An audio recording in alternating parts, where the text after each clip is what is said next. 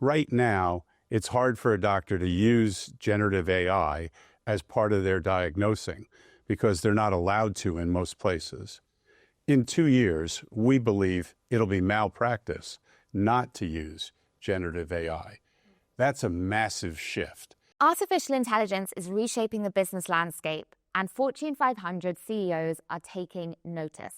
AI is sort of like at least 80% likely to be beneficial. From healthcare to job searching, AI is revolutionizing industries and sparking both excitement and fear.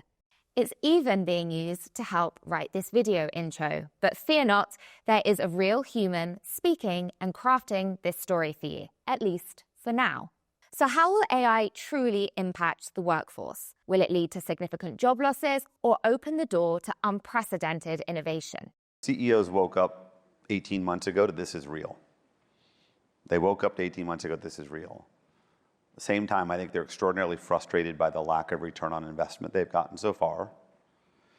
But I think they're starting to see these autonomous agents as a mechanism to begin to rewire and rethink and reimagine their business. At this year's Fortune Global Forum, we asked executives to weigh in on AI's transformative power and share their visions for a future where humans and machines work side by side. So you don't expect to see significant job losses as a result of AI? No, not significantly. I actually think what will happen is people will rise to the opportunity, they'll spend their time more productively, and there'll be many, many, many more opportunities for how people can contribute to society as a whole. One of the biggest forces that is impacting the world of work is going to be AI. And I think that I don't need to actually give any advice to Gen Zers that they should be thinking about this and on the forefront of it. They will naturally be the ones who are embracing it because they're the ones who have been, especially the ones just entering the workforce right now, they've been using it in school, they were using it to apply to jobs. They're going to be extraordinarily comfortable when someone asks them to use it at work. So I think actually I would want to give advice maybe to Gen Xers like myself or beyond to be open to the fact that the world of work is going to change pretty radically, and being open to and actually embracing AI as opposed to being afraid of it is going to be incredibly important for the decade to come. As artificial intelligence emerges at the forefront of corporate strategy, companies are racing to harness its potential to gain a competitive edge in their respective industries. Hiring talent with an AI focus has become a bigger goal and challenge. While Wall Street companies battle it out to secure talent, how will AI change the landscape of hiring? When I talk to a lot of executives on what the recruiting experience is like for them when they make career transitions, and they talk about this very white glove surface of having a great connection with the recruiter and having a person who's kind of really out there to look after them during their career transition.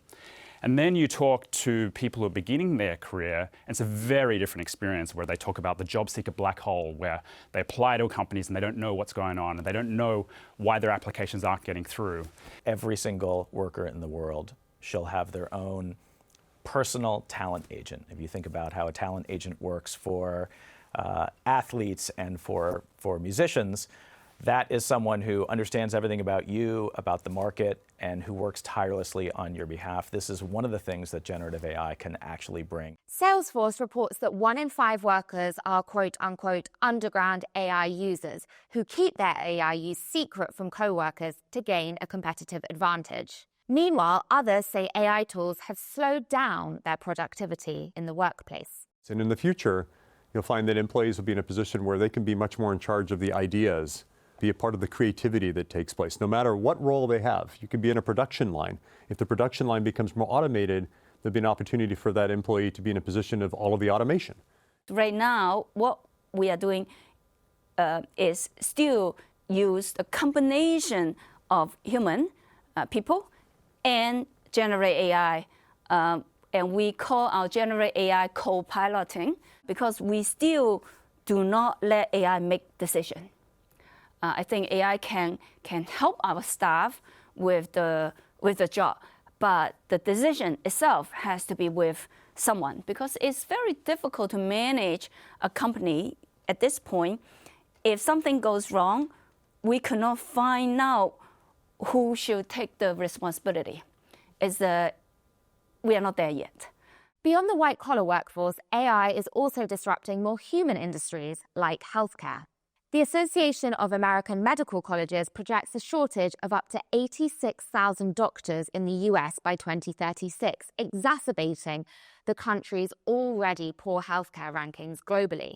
Two healthcare leaders break down how AI can help fill this gap. I had an opportunity recently to watch, as we were watching a generative AI application take a JAMA case, so a very complex medical case.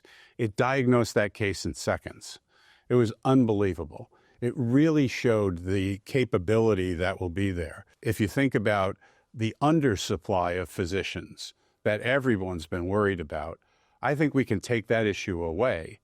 I think if you think about rural America and rural communities across the globe, they've been dramatically underserved. But with an AI application, you can start to bring technologies to places that have been underserved and actually create a much better or equitable environment in those places. So I understand people's fear.